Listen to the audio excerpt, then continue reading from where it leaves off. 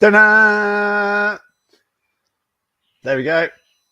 There we go. A little bit of surprise for you. If you've seen this on my page already. Hang on, where am I? Hey, there we are. Oh, I'm far too big. Let's look at Jerry a bit more. There we are. There we are. So, yes, you may have seen this on my page already. This is my friend Jerry Juice, who we met in Germany. And she is not terribly central on the horse, but it isn't really affecting the way that the horse is cantering. Well, it is, because they tend to canter off to the side to counteract the weight. But the point is, on our confident to canter course and in our rider confidence course and our talks and our conversations here on the interweb and all that, people are often saying, my big worry about canter is, what if I'm not perfectly straight? What if I'm not balanced? What if I've got a bad posture? This is going to affect the way that the horse is going, and I don't know what. You just start what ifing, then that will cause the world to explode. I don't know what people's fears are, but the psychological barrier to having a good runabout is that you must be perfectly in balance if you want this horse to go correctly. Last month, I did quite a few posts on trying to debunk this as much as possible with pictures such as this, people doing trick riding. I would say that Jerry isn't particularly central on the horse there, and the horse is still quite successfully galloping along. Wouldn't you? Is that fair enough to say? I think that's fair enough to say. And by the by, Jerry has just celebrated her 72nd birthday. So if you're thinking that somehow, well, this is kind of weird, actually. I don't want to get rid of Jerry yet. I might leave her on. I'll just make myself a little bit bigger. Never mind. No. This is kind of weird, actually. I'm getting on a little bit. I'm getting on a little bit. I get people on the rider confidence course, and the thing is, these little objections and ways of talking about the dangers of horses and everything else is ingrained after decades and decades of people constantly chatting themselves down, chatting horses down, chatting the dangers up, and people just open their mouths and anything comes out because it's a cliche. It's the cliches that like, people will come in and they'll look at the arena and they'll say, my horse wouldn't do that. Quite clearly it would if it came to live with us. Well, come and live here. And I've got my standard replies. If it lived with me, it'd bloody do it. It's more than people just speak without thinking. We all do it. It's the cliches come out. And the cliche about getting old is it just comes out without people meaning it. So someone will come out, now that I'm 55, could be 55, 1969, work it out. I don't know how old I am. I'm 54 or 55. I think I'm 55. And people younger than me come in and start automatically saying these cliches, almost as if to fill the silence. And they're younger than me. And then, of course, I have to say, oi, don't you start slagging off old people. I'm standing here. So there we go. Anyway, please give me I assume, let's get rid of Jerry now. That's just, one last look. Go on then. I know you want to. 72. Right. Stop sharing. Let's hit that there. Lovely. Give us a little A1 in the comments, just to say that the audio is going. Obviously it is, because somebody would have said by now, oh, we can't hear you. So I hope they would anyway. So just stick a A1 in the comments if you can hear us. And if you're on replay, hello. So I've got a little confession to make. I put a big old rant. Was it yesterday? a big moan about equimisery on my page. Somebody had gone to starting describing the awful accident that they'd had, and a little while ago, like literally a little while ago, like 2 weeks ago, someone put a picture of their broken ankle, and I've got no time for that. It's just not normal. You know what I mean? It's not normal. People, it's almost like as soon as I say horses, oh, here's my chance. Here's my chance. I must tell the story of the broken bone. I can't. Oh, it started. The story starting to tell itself. He said horses. He said horses. Oh, I have to talk. I mean, it's just crazy. You have to. This story starts to tell itself. But there's so many other stories. I mean, everybody in your life, you will have broken a bone somewhere, from dropping something on your toe to crashing your car, slipping down the stairs. I've got a story that I say, slipping in the shower and break your wrist. And it doesn't stay with you in the same way that if someone says the word shower, oh, I have to tell the story of the broken bone. Oh, it's coming out all on its own.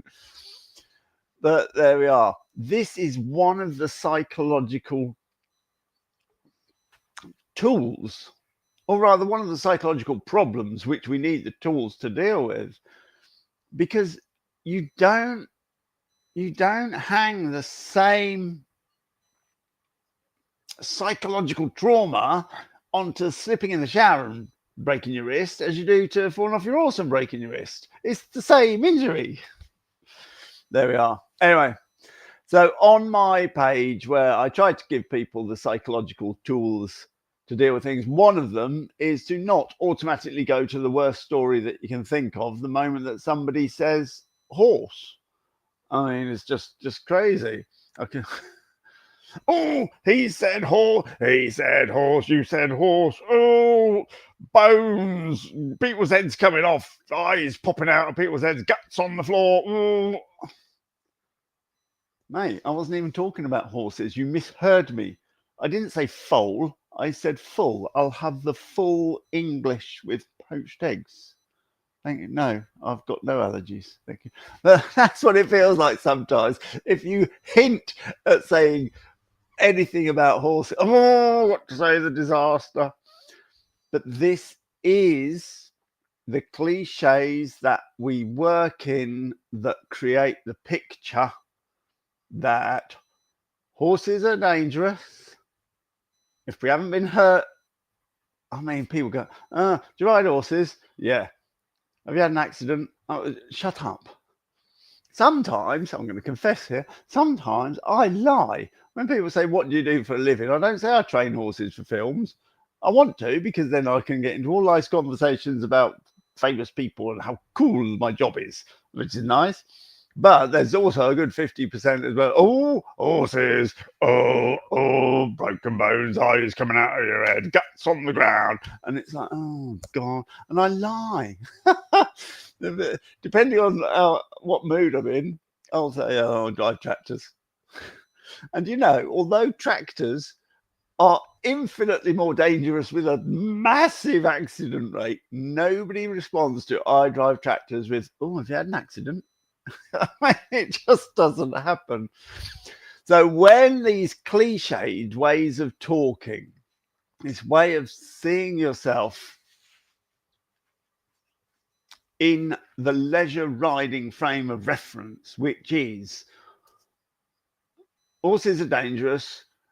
If you haven't been hurt already, you've been lucky, and they're aiming for your head. That is the leisure industry frame of reference. That's how you see yourself. And that might not be how you see yourself. It's the generic you, how some people see themselves.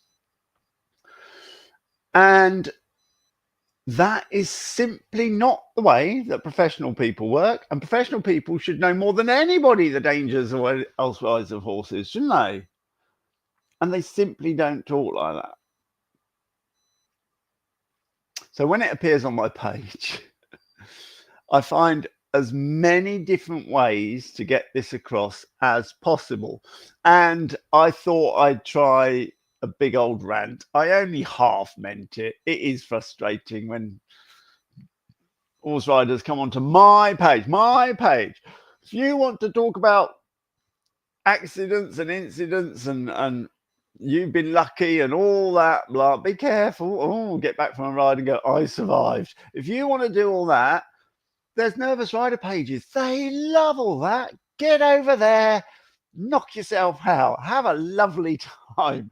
But at the end of your lovely time, having a bit of a maudlin and a mope, you're not going to feel like going for a ride on your horse. Don't do it on my page. So anyway, I thought I will take this frustration. It is a bit frustrating, certainly not worthy of the rant that I put on. And I thought, well, put it on as a full-on rant. And because enough of it stops people riding. Enough of pointing out nothing but accidents and dangers and safety equipment. And safety equipment is only another way of talking about accidents. And people just get caught up in it. They get caught up in it. They bring that frame of reference to themselves. That horses are dangerous. You're lucky if you haven't been hurt. And horses are aiming for your head. So really, it's kind of selfish. You're on a page where you know there's nervous riders because I am the rider confidence page. Obviously, it's populated by nervous riders. And here's a photo of my broken ankle. What are you trying to do here? So I thought I'd get it all out and get a rant out and go, I'm going to give up if people start doing that. I'm not giving up at all. But the thing is, you've got to present things in different ways. You can present things intellectually, going from the psychological point of view, you end up with the frame of reference that leisure riders have, that they're incapable, or the horses are fundamentally dangerous, or circumstances beyond your control will lead to some disaster, like they can smell when you're frightened. Well, you can't do anything about your smell. So what a stupid thing to put about. Put it on my page. You can feel your heart beating from 6 fields away. Oh, well, let's just stop our hearts beating, shall we? And see how that goes. So yeah, all this way of looking at horses, if it's all out of your control, there's nothing you can do and you're headed to the gallows. It affects people. So I can intellectually say that, like I just have there, and people will go, oh, yes, that's a very good point, Carl. Yes, I like the way that you phrase things. And then they'll immediately turn around to the next person and go, you're lucky you haven't been hurt. You know, your bones get more brittle as you get older. And we're off again. So I thought I'd give it a go as a rant, because sometimes just the psychological way of explaining how we think just doesn't cut it. There, you've got to find different ways. Zana's really good at that, by the way. Zana's really good at saying the same thing in every different way, and eventually some phrase will have rapport with the way that the person you're talking to is thinking, and you've unlocked it. So there you go. So apologies, that rant was only half believable. If you want to see the rant, it's on my page further down. Lovely. So I'm going to do another reading from the Little Book of Horse Sense. If you have a copy of Little Book of Horse Sense, is that in mirror, or is that right? Don't know. I'll have to look on the replay and see if that's a mirror. But there we are. And the Little Book of Horse Sense is all the phrases that I've developed, ways of saying things that I've developed over the last 15 years doing the Rider Confidence. I thought I would boil it down to 6 or 7 things that I say. And it's not, is it? 160 phrases. If you've got the Little Book of Horse Sense and you're just flicking through it, it's only it's a bathroom book. You know, sit in the bath and you can flick. There's just one tip. You know, what's that say? Train your horse. That's a very simple one. Some of them are very self-explanatory. So yeah, you can just flick through it and pick a topic. And so I'm just explaining because it's only such simple things. Like, for example, this one here. Oh, what's that say? Stop staring down at your horse. It's there, believe me. People stare at their horse's ears. What? See, in a little book like this, I haven't got time to go into how I've come up with that little phrase. Well, for that example there, stop staring down at your horse. If it's not there, I'll tell you. People tend to get on their horse. This might be you. I might be getting psychological here. They get on their horse, they stare down at its ears, and they're locked in there. What they are trying to do, the people I've got in mind, not everybody, but what they're trying to do is get full warning of a spook or some sort of response, and they're just watching those horses' ears. Let's get those ears to camera. Just stare at those horses' ears and see if one goes off for a little, and you might get a milliseconds warning that something's about to happen. They're staring at these horses' ears to get that warning, which is kind of understandable. But you're not looking around at what's going on. And the reason I'm laughing is I was remembering when I was about 14 and I had a bicycle and the gears didn't change properly, and you had to look at the back wheel to make sure the chain had gone on the right thing. And I rode straight into a parked car. So I was looking down at my derailleur chain on the back, trying to get it to go onto the right cog. By the time I looked up again, I crashed into a parked car. But that's the similar thing. You're looking down at your horse and you're missing everything that's going on, and you're far more likely to be caught by surprise by the bag blowing out of the hedge because you're staring at your horse's ears. Is one point. Secondly, you're not enjoying yourself, and the practice of stopping, starting and turning whilst looking off to the side is a psychological technique that I use, certainly for actors because it looks natural, but sometimes for riders who've been riding a long time, staring down at their horses. And actually it's quite unnerving to be looking off to the side and getting your horse to go forwards. And the temptation to look forwards is, I mean, you're all right. The horse has got eyes. It's okay. And to stop as well, to stop with your horse going forwards or stopping going forwards, you know what I mean, it's quite something. And to turn around, lean back, look over your shoulder, press with that leg, tweak with that hand, and spin round, and you're not staring at your horse.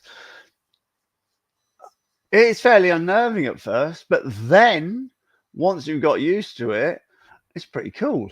And you're kind of like, oh, actually, I quite like the feeling of this, that you're aware that you're with your horse. You can feel everything that's going on, but you don't have to stare manically down or stare manically ahead. Yeah, try it. So yeah, that's the other thing, of course, is that if you're staring down at your horse, well, you're already starting to go into that fetal position of being frightened. It may only be your eyes looking down, but you are nonetheless starting to curl up. It feels a little bit better because we're nervous. So you get, but if we would take that to its logical extension, your eyes go down, your head goes up, your shoulders start to go up a bit, you start to squiggle on your arms, and your knees start to lift up. Well, now you're in danger of losing your stirrups, aren't you? And if your knees do lift up, and then you find your toes point down, everyone's shouting heels down, you don't realize that you started to curl up, Well, now you've lost your stirrups. And if you were to take that to its logical extension, what you're actually doing is starting to make yourself ball shaped, because when you're under attack, you curl yourself into a ball to protect all your soft bits. Well, who wants to be a ball on a horse? If you get a bowling ball and sit it on a saddle, watch what happens. It rolls off. So really, you want to do the opposite. So that means sit up, stop staring down at your horse, lift your chin off, have a look around. You know where your horse is because you can feel it and it's okay, and you can steer your horse and you can go places without necessarily having to stare at your horse. You can even, how about this? You can even look where you're going. Whew. Or you're looking for the cow that you're going to catch, or you're looking for the polo ball that you're going to hit, or you're looking for the whatever. You can look around, it's fine. But if you're sitting up and you're doing the opposite of curling into a little bowling ball that's going to roll off the saddle, well, you're going to be even more stable. If you lean back a little bit and get your chin off your chest, then your legs start to extend like a cowboy. Well, if you've got nice long legs and you're sitting up, what you're actually doing is latching onto the horse a little bit better. As opposed to, oh, well, that's not very good, is it? So there's a huge amount. You take the posture of a confident person and you're going to be more confident.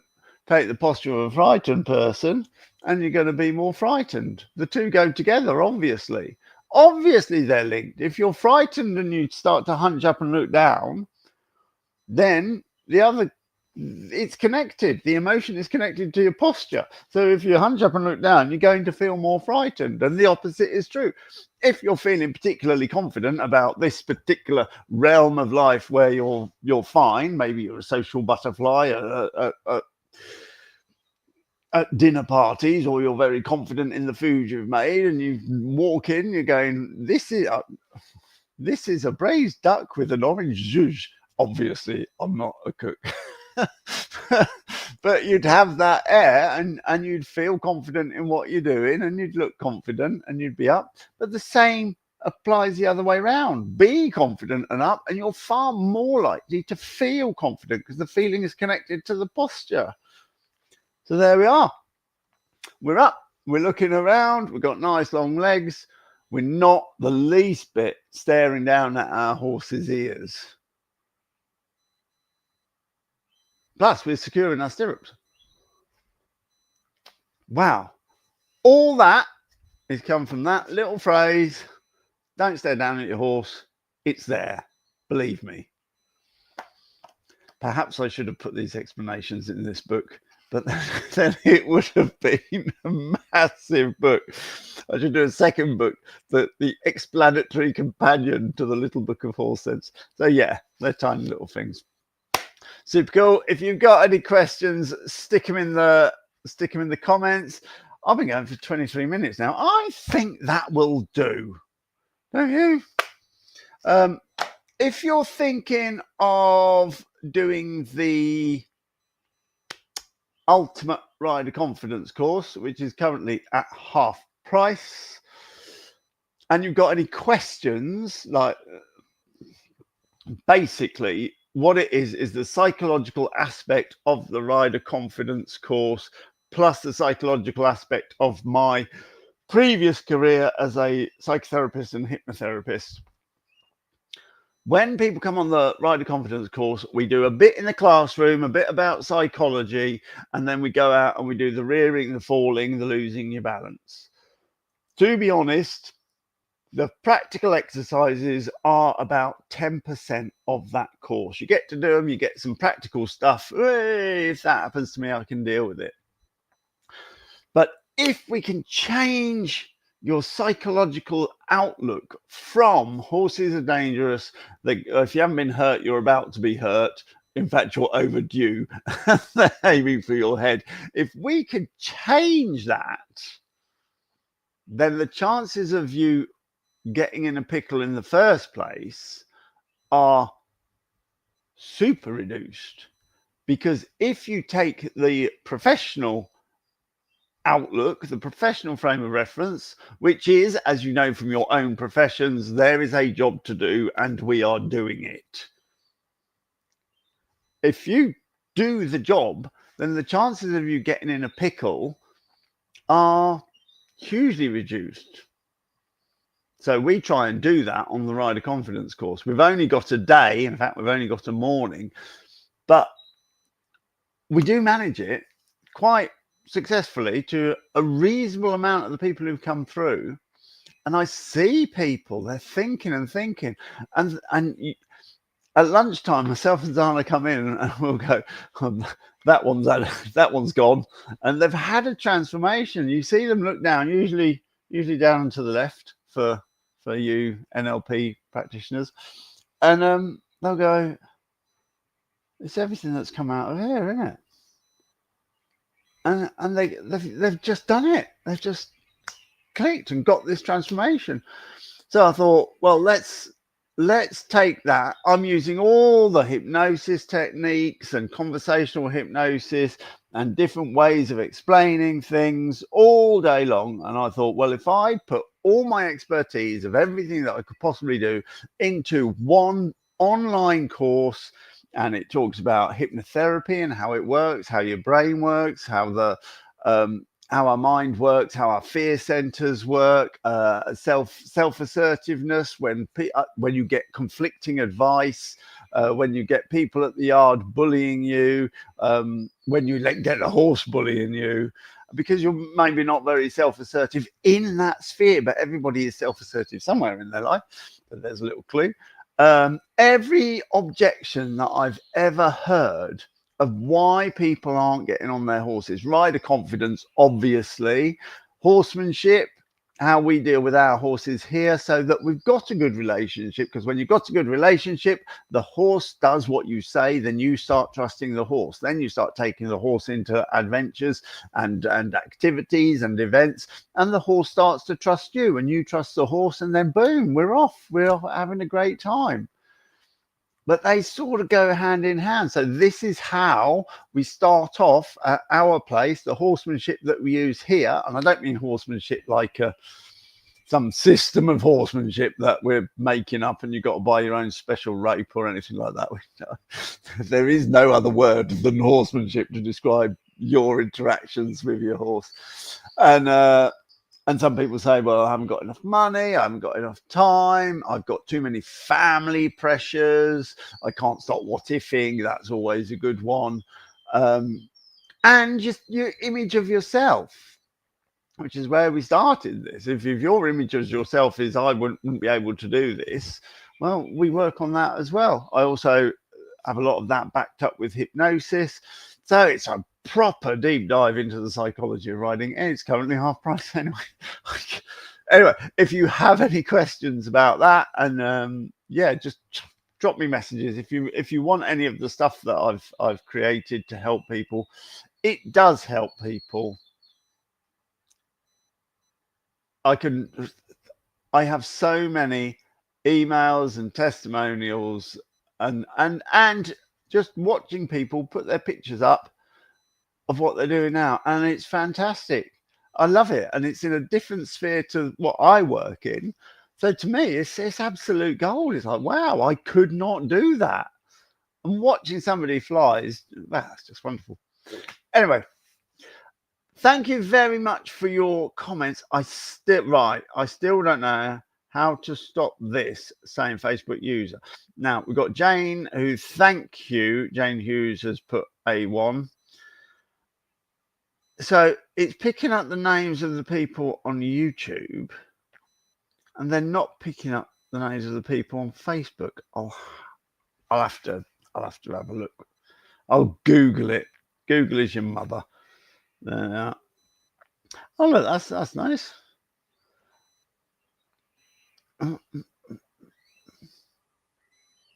Good stuff. I feel so rude not knowing Facebook user. There we are. I'll write something afterwards. Thank you very much. It's been great talking to you. If you've got any questions on anything, stick them in the comments and we'll address them next time. Thanks for listening. Bye. End stream. End stream.